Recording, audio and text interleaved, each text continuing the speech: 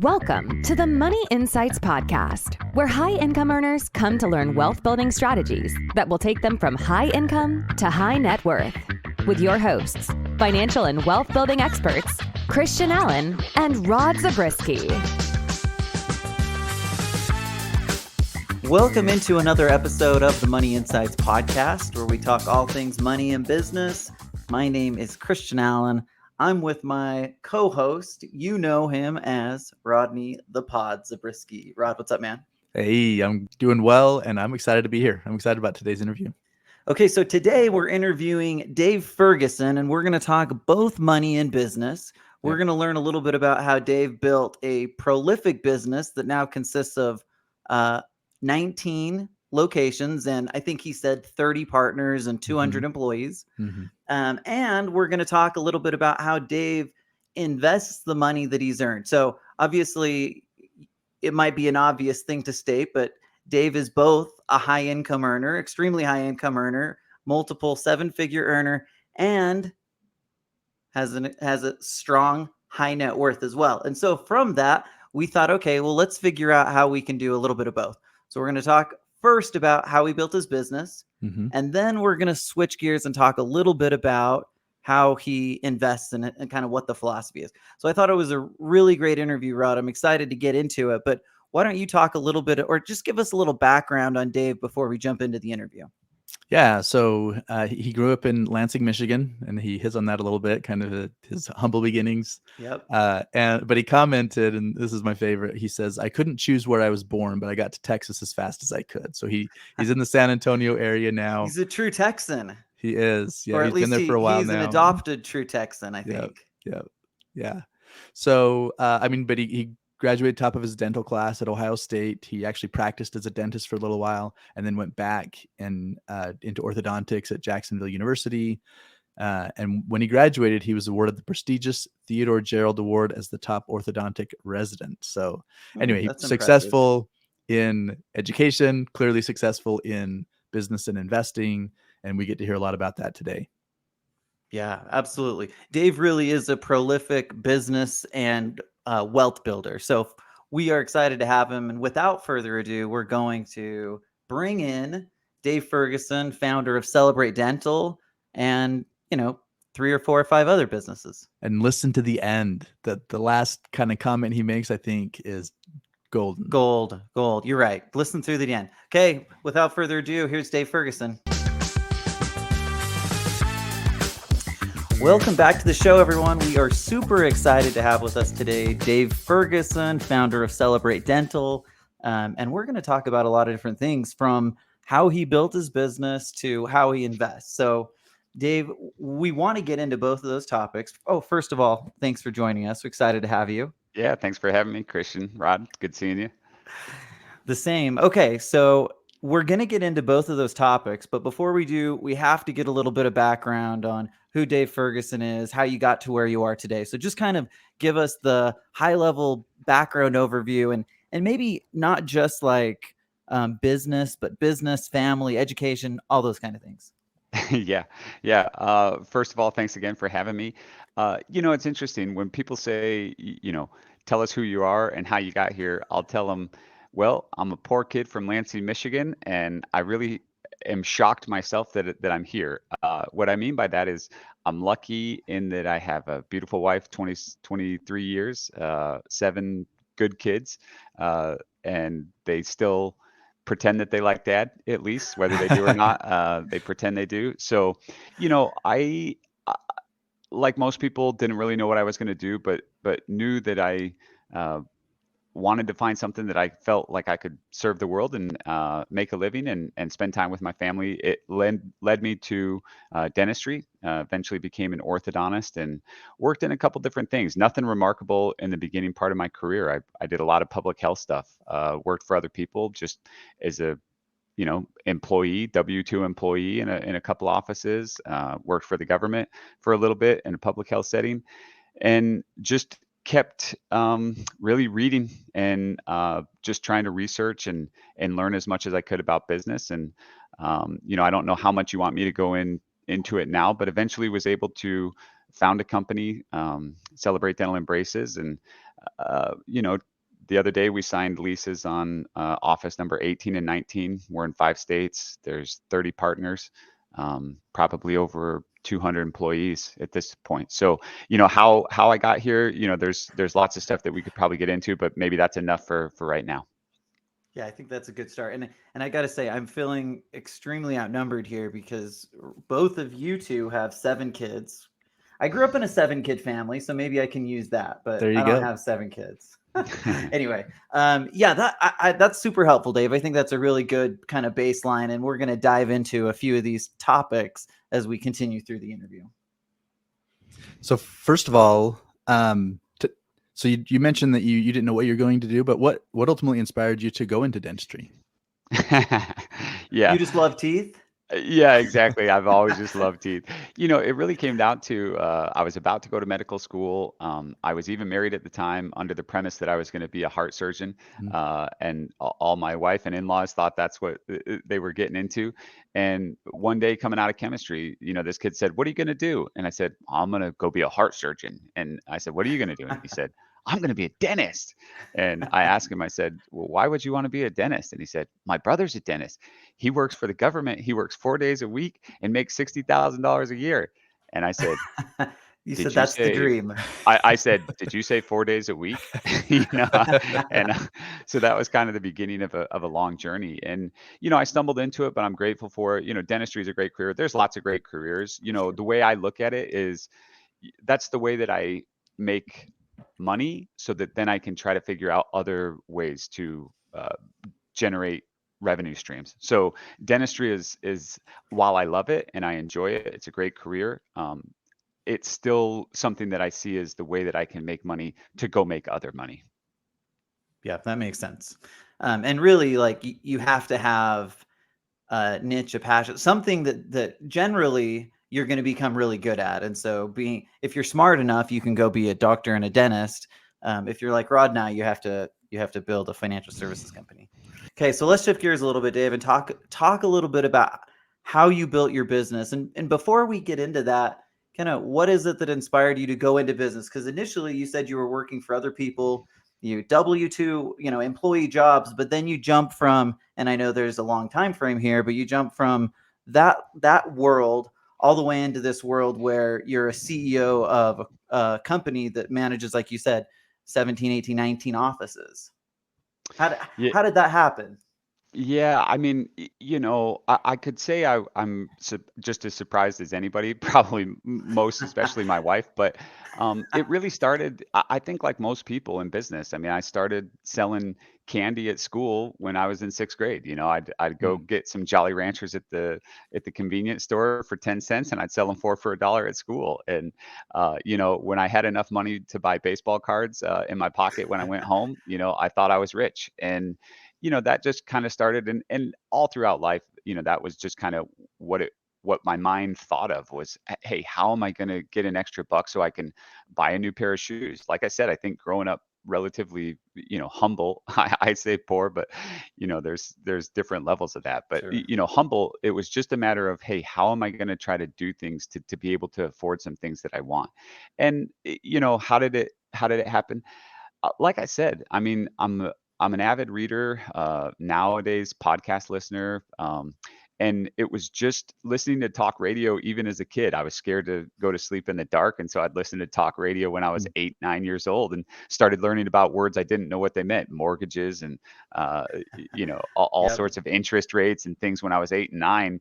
Just because I was scared of the dark. And those things really turned out to be very helpful in the long run for me. And I'd tell anybody, like, a lot of this is just accepting the fact that if you decide that this is something that you want to do, is build a business, it's very cliche to say, but just embrace the journey, and don't look at the destination. And I think for me anyway, I enjoy the grind, and I almost really, I think, as I mature in business building, I embrace the failures, because while it's cliche to say, it really is true. You learn so many things, and you try to avoid the big failure. You try to Yeah. avoid the disastrous ones, but accepting the little ones along the way, I think, is just part of the fun and part of the journey. Yeah. So I'm thinking about this, Dave, and a lot of people want to start a dental practice or any other type of business, and most people just don't succeed, right? It's really hard to start and success and have success as a small business owner. Um, Maybe what are some of the things that you do differently from like some of your peers who may have wanted to do the same thing but just haven't been able to get off the ground? Yeah, I think that's a fantastic question. I think for me, where I see a lot of young budding entrepreneurs or dentists that are trying to start an office or kind of create a business, I see one of the mistakes that they sometimes will fall into, and that's they think of something that they want to do, right? Like, hey, I want to Mm, do this, and they build a business based around what they enjoy, what they're good at, and what they want to do. And I think early on, I just had some mentors that taught me well, that said, hey, try to figure out what people's problems are. And mm, luckily for me, I grew up with the advantage of dentistry was really expensive and Mm. it was inconvenient. It was difficult for my parents to afford braces, things like this. And so I looked at those problems and I just thought, okay, what are the problems out there and how can we try to solve them? And if you constantly think in growing a business like what do people want? Not what am I good at and what do I like to do, but what are people wanting? And usually, at least in my world, just probably because of my upbringing, you know, affordability is a huge part of it and convenience and obviously quality. So for us, that's what we went with was, hey, we're going to go with quality, convenient, affordable care. love it. Awesome. Yeah, that's great. Now, I know you've had a lot of success in building up partners. So you mentioned 30 partners at this point, right? In these soon to be 19 offices. So what would you say is your magic sauce when it comes to partnering and kind of setting up that arrangement with the other dentists and orthodontists inside of the Celebrate model? Yeah, I feel like I might be a motivation, calendar here because I'm going to use a lot of maxims and cliches that I've just found to be true. But one of them is just, again, I always think of it from my partner's perspective. Like, what do they want? What do Yeah. they need from this partnership? And if you go into every negotiation trying to think of what does that person want and what do they need and how do I make this a win-win, and I use a simple phrase in my own head that has been helpful, and that's give to grow. And the Mm, more I give, it seems to be that the more we grow. The more I give to Hmm. patients, the more patients we get. The more I give to partners, the more partners want to join our group. And it's this magical thing that it's easy to say, hard to do. I'm not saying that that's always, it doesn't necessarily come naturally to me. A poor kid from Lansing, Michigan, and just by nature, I'm trying to keep as much as I can. And so I've had to yep. fight that tendency, but it's really served me well. A lot of people say that there's some, metric that gets tossed around in dentistry where like 90% of partnerships fail. Hmm. That's not Yeah, it's been our crazy. experience. Yeah. I mean, our experience has been 90% of partnerships are wildly successful. Like I said, I've got 30 partners right now. Over the years, I've had many in different businesses. And, I think because I just go into the situation thinking, how can I make it good for them? Mm. Yeah, that's good. And I'm going to kind of maybe follow up to that question a little bit and ask the question, Dave, if for someone who's wanting to get started, okay, so let's just say in dentistry, it could be in business anywhere, but someone who's wanting to get started and maybe they're in the place that you were at, what's the starting point for that person? Like, what kind of advice could you give for someone who just wants to be able to jump over that wall and get into the own your own business world? Yeah, again, find a mentor. Mm, And the thing is about finding a mentor. There's different ways to do it. There's not a silver bullet. Like there's not a list out there that says, "Hey, I'm a mentor for people trying to start dental businesses." But what I would do is look at people that are doing exactly what you want to do, or something very similar to what you're trying to do. And sometimes, yeah, it's just a matter of like cold calling and like finding their email, uh, some way getting in touch with them, and then again thinking, what does that person want, right? And so my first couple experiences in life, I kind of downplay it like, oh, I was just an employee for somebody. Really, what I did was very intentional, which was, hey, go be an employee for people that were doing exactly what I wanted to do, and Absolutely. yeah, and try to learn Great what they were advice. doing, and then like try to give those people as much of like my human emotional capital as I could so that they were willing to share with me and open up. It wasn't just like go get a job at that company. It was more like go get your foot in the door and then work as hard as I possibly could to try to ingratiate, not in a manipulative way, but in a very Sure. sincere, genuine way. Like, hey, I think you're great and I want to learn what you're doing. And can I help you build your business? And in that process, they would share and open up. I think, there was no way a poor kid from Lansing, Michigan could do what I do without the mentors that I've had. But they don't Mhm. just fall out of the sky. You Mhm. have to be You got to intentional go about. find them. You got to go find them. You got to go find them, and you have to be diligent, and you have to be willing to. Another thing that I tell people is, a lot of people could do what I do if they were willing to go through the awkwardness and sometimes like Yes, the it can yucky be feelings. difficult, Like, right? yeah, there's a lot of insecurities. Like, there's a lot of insecurities in my own life that I just have to like accept. Like, yep, I'm gonna look like a noob, Yeah. but what am I gonna do? It's the price to pay, right? Well, I can Yeah. attest to that. I mean, my experience has been very similar in the industry. I had to find mentors before I could launch Money Insight. So totally get it. Yeah. I think that makes a lot of sense. And did you find that you mentioned that well, now it's podcasts, but a lot of reading, a lot of talk radio, all that kind of stuff. Did you find that in some ways those people became mentors in a sense, like you were learning from them some of the keys to succeed when you got there? Absolutely. I mean, I think it's easier now than ever to Yeah. live the American dream Yeah. because there's so much good content out there. I mean, we all the people that are really into consuming, good content, we know it. We're like, oh, dude, the secret sauce is out. Like everybody's sharing all the secrets. I mean, in many Yeah. ways, you guys are out there like sharing all this content. I mean, why are we on this podcast today? Well, because somewhere along the way, I heard about you through some podcast network and now we're good buddies and I've learned a ton of stuff from you guys, teaching me a lot of financial stuff that I'm very interested in. And here we are on a podcast. I mean, that's how it goes. And there's probably Yeah. somebody, hopefully there's somebody listening, maybe a dentist or somebody that There's a says, bunch of hey, dentists listening. I'm certain of it. and that's just it. It's like, they'll be listening, they'll consume it, and this just goes on and on and on. Just give to grow. I think I love it. Google did a wonderful thing by making, free services with like Gmail, because what Hmm. they did was they built a billion person network of humans by giving stuff away for free. They give it away Mhm. and somehow they're also the most profitable company in the world. It's like Yeah. they gave it away. Yeah. Hey, sorry for the interruption. Just wanted to let you know that you can take the F3 assessment right now over at moneyinsights.net. And after the short 5-minute assessment, you'll get specific recommendations that will help you move from high income to high net worth. Enjoy the rest of the show.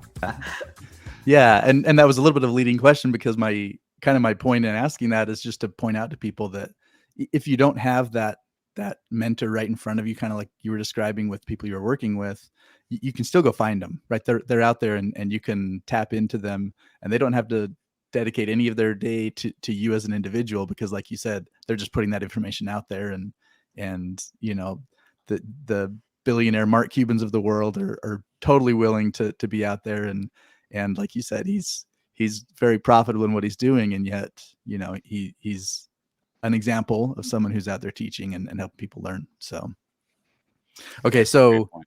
with kind of all these things, all the cool stuff you have going on, I guess what I want to now ask about is the bigger picture. So obviously with your family, with all the different things you have going on, what does a normal day look like in the life of Dave Ferguson? How do you manage everything you have going on? Well, I probably don't do it very well, but the routine is, I'm with like anybody, trying to, improve their life. I mean, I wake up early. I make sure to get a good amount of sleep. Wake up early and start the day. And really, it's just get the kids off to school. Do all the dad stuff in the morning, and then Mm-hmm. get right to the office and try to do the most important things in the beginning. I still do a fair amount of dentistry. That's something that, I wish I could spend more time in. A lot of young guys will come to me and they see maybe the 18 offices and the 30 partners, and they imagine, the glory of it. And they say, I want to do what you do. And I kind of, Do you? maybe it's not fair, but almost skeptically think like, do you really want to do what I do? In that it's not a glorious thing to build a business. I mean, it's blood, sweat, and tears, and it's just but it's a fun process. I mean, I wouldn't discourage anybody. That blood, sweat, and tears, you look back, it's extremely satisfying and for me, extremely fun. But I took comfort. I heard Jeff Bezos, whether this is apocryphal or not, said something like, every day he thinks Amazon's going to fail, or, he wakes up and tries to go put out all the fires. And sometimes that's what it feels like. But you look back and a lot of stuff has improved over time. Yeah, for sure. I think that's been our experience, right? It's way easier to look back and see like the progress that's taken place than in the moment to feel it. Okay, Dave, I want to switch gears a little bit. We're going to talk more about the investing side, and you've obviously had a lot of success in business, which has allowed you to have money to invest, right? And those two things are important. But talk a little bit about just your general philosophy around investing your money. How does Dave Ferguson think about investing money? Yeah, I mean, I think the biggest thing is I think I'm like most humans in that I'm more afraid of losing it than I am energized by trying to gain more and more. And so, and for me, that's important. I just don't want to risk the biscuit. Yeah. I want to stay in the game. I know what failure means. I mean, I've started You don't some want to live businesses. that. Yeah, I've started some businesses that haven't gone as well as I would have hoped, and I've lost money on. So whether I call them failures, that's always tough because they were good learning experiences. Sure. I don't like to think of them as failures, but I certainly understand that not everything goes up and to the right. So I think for me, it's just make sure that I'm not risking everything in any different business venture. Over the years, I've started quite a few different businesses, and right now have a couple that are doing well. But every time I go to start another one, it's a calculated risk of I don't want to risk everything. And I think I take that into investing, which is, try to diversify at the same time, not diversification just for the sake of diversification. I think that's kind of silly.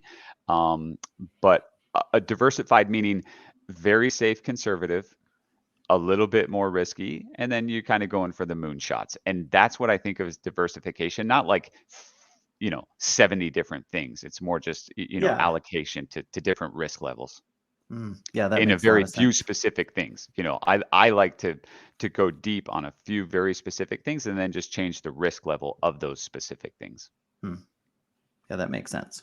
Perfect. And so I'm going to circle back on something. Now that we're talking on the investing side, and you've talked about that you have invested time, right, in addition to kind of the money side of things. But if you think about like a given week, how much time would you say you spend on your investment? So learning, researching, coordinating with operators, investment managers, and then the actual carrying out of the investments.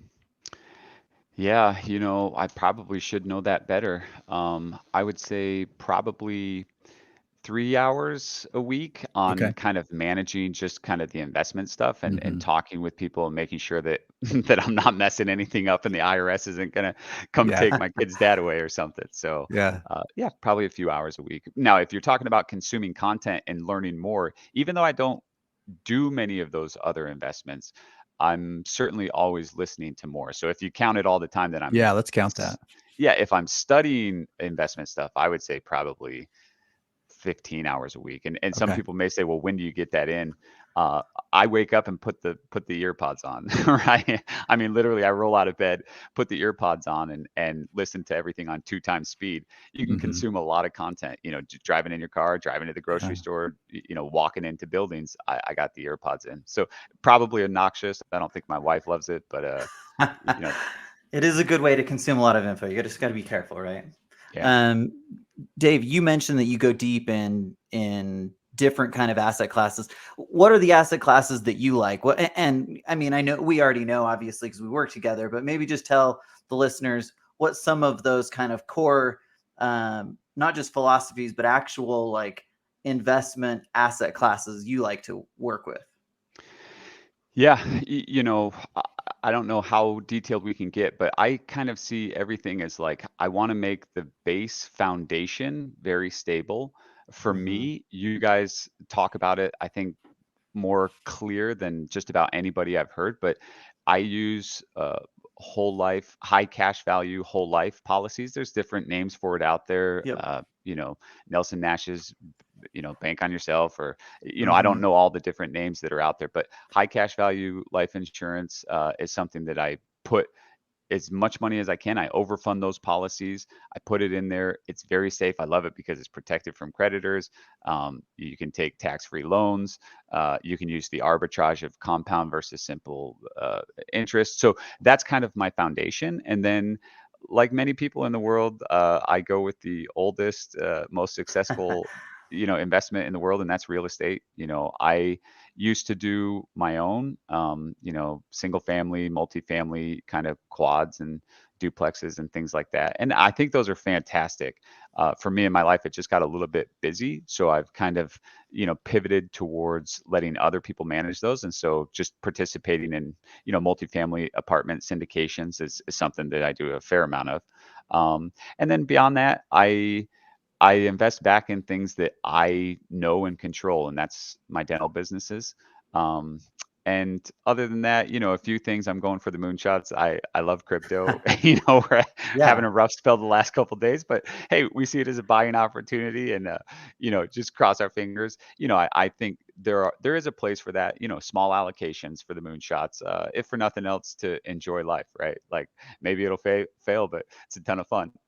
So. Yeah, I love that. And I think it's important, right? Like building wealth has to be more than just like pain.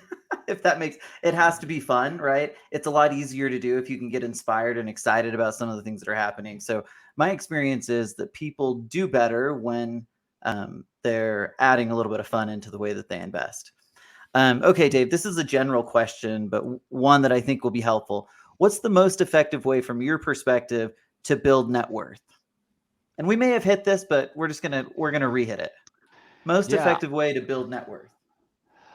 well, I think, working hard, generating money and then spending less than you earn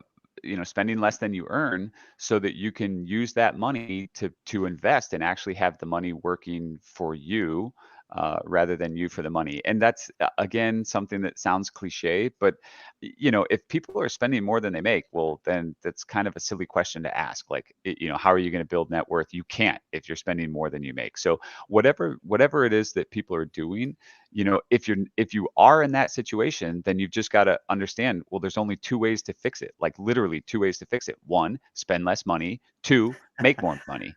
And so Yep. if you can't spend less, if you really are, you've skimmed everything that you could, then what you're going to have to do, um, is figure out a job or a second gig or something that you're going to be able to bring in more money. And beyond that, it's just time. Just keep Time. doing it for a long amount of Yeah, time, do and you it for a build net long worth. period of time and create a larger and larger gap as time goes on, right? Okay, Dave, so not including your business, what would you consider your most successful investment? Hands down, real estate.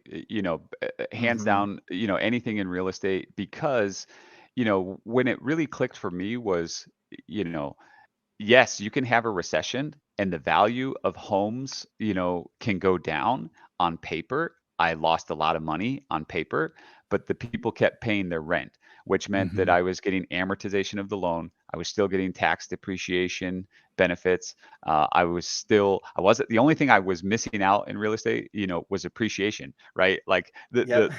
the value of the home was going down, but as long as I didn't sell it, it didn't matter. I was still making cash flow. I was still, like I said, getting the depreciation, the amortization, all those things. And so I was still making money even when the value of the home was going down. And like most things, it came back around. So once the value started going back up, and then you get massive swings of, appreciation, like we've seen in the Yeah. last couple of years. And the Hmm. other is just inflation. I mean, what better time to understand the principle of how inflation helps people that own real estate, because those those mortgages that we have get easier and easier and easier to pay off because there's so much money in the system. So, inflation's bad at the grocery store and at the gas tank, but man, it's good when you own real estate and have those long, low interest rate mortgages.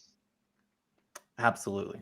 We completely agree, by the way. I mean, that's why we preach real estate so much. We just think it's an incredibly powerful asset class.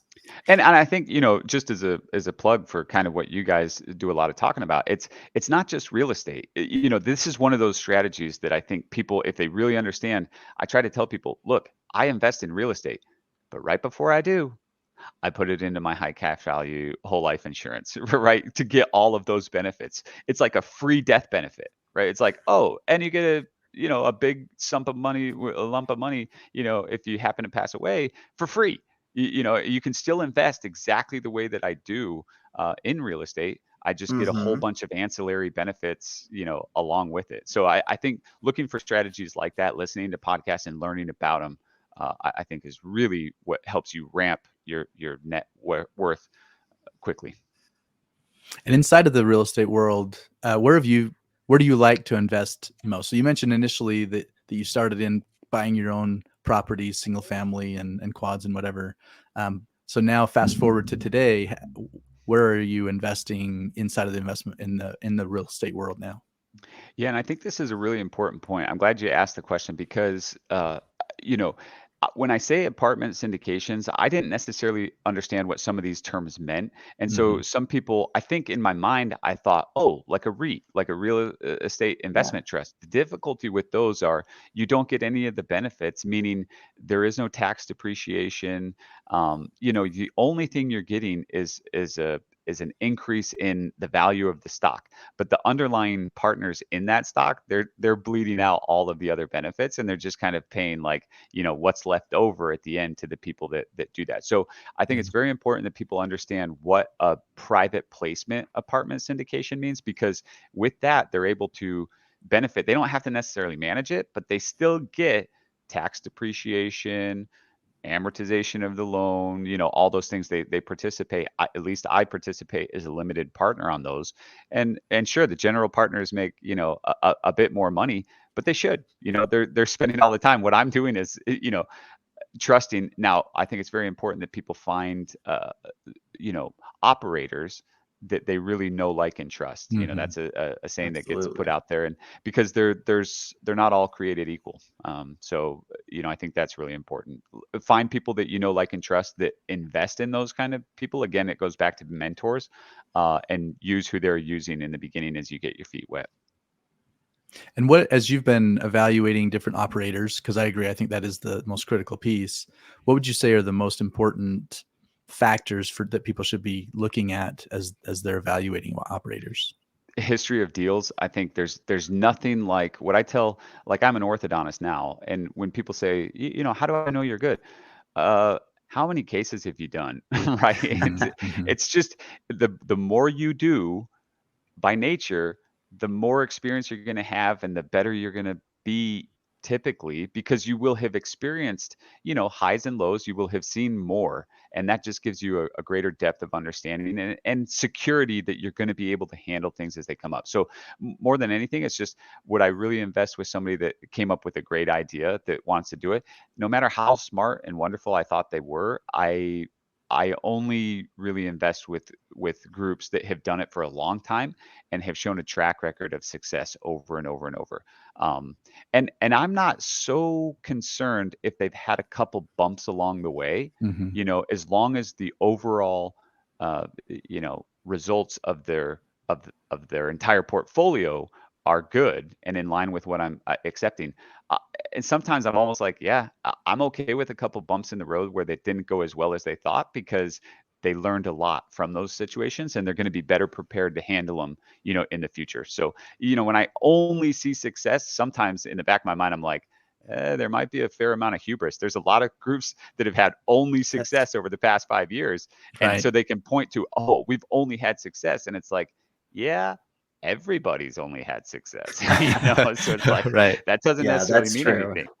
Yeah, that's a great point. And I think that's critical when you're looking at the numbers and people showing their track record.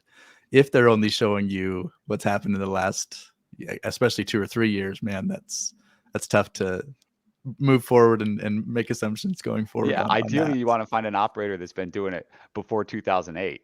Yeah. Yeah. See what they did during the rough times. And if Yeah. they could show like they did okay, and they had, like I said, a couple little bumps along the road, to me, I actually am okay with it. I don't know Mhm, if mhm. anybody likes it, but I do appreciate, hey, they've had some licks. They've Yeah, learned. it's real, right? Hmm. It's Yeah. Yeah. authentic. It's real. Yeah. Yep, Yeah. and they're open about it and bring it up.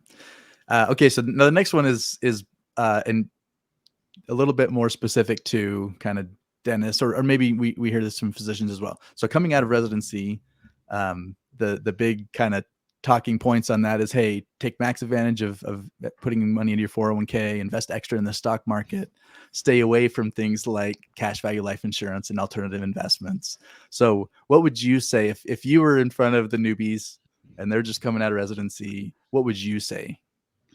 I would actually say that some of what those people are saying, there is some value to what they're saying. You know, in the sense that, are they ready for high cash value life insurance right out of their residency? If they're only contributing 10, 20, $30 a month, I don't know if it's really time yet. What I Yeah. would tell them is, hey, try to, if it were me, and look, there's different ways to make money. I don't want to pretend that my way is the only way, but what I would do is save as much money as I possibly could and try to reinvest it in myself. That's the investment that nobody can ever take away from me. Like, whether it's through more education, more continuing education, whatever the case may be, starting a business and maybe even failing a little bit at that business, I still think like that investment in the human is the only one that nobody else. It's not affected by the stock market. It's not affected by housing prices. It's not affected by bubbles in commodities or anything else. It's an investment that will always return on itself. So I think saving the money, and do I like the 401ks and the stock market? No, like, the stock market is totally out of my control. I have no say in whether Apple stock goes up or down, right? Like, they're not calling Yeah. me, asking me my opinion. And so, I don't love, to me, that's almost as good as gambling. I know some people, they cringe when I say that, because, they're doing the research and all that. And there is something to Mhm. be said for that. It's not totally like gambling, but it is, there's a lot of factors out of my control. So what I would tell them is, hey, consume financial advice like as much as you can. And if you need to spend money to get good advice, then do that. So invest in yourself. There's a time and a place for all these things. If they can just sock a little bit away, I don't know if they need the fancy stuff yet. There's going to be Mhm. some minimums that are required. Sometimes in these apartment syndications, there's minimums that, for the most part, those people aren't going to have that much yet. So I'd say keep as much as you can in banks. Almost like cash is king, and when the time is right to deploy those funds, if you have a little bit, that's going to be what allows you to get there. So invest in yourself. If you can, start a business, would be my advice. Okay, so Dave, I was going to ask you a question before we close up. Are there any final pieces of advice? But I almost feel like you just answered that question. So is there anything else that you want to hit on? I mean, you told us to give to grow, start a business. Like, it feels like you've given 100 really good nuggets, but is there anything else you'd like to share with the listeners before we close up? I think, for me, what has been helpful is recognizing early on, well, no, not that early on, recognizing eventually, and I'm probably going to recognize more with time, that I have insecurities. And if people are like me, I think sometimes I assumed that my mentors didn't, that they were ultra Mm, confident and they knew exactly what they were going to do all the time, and that's why they were successful.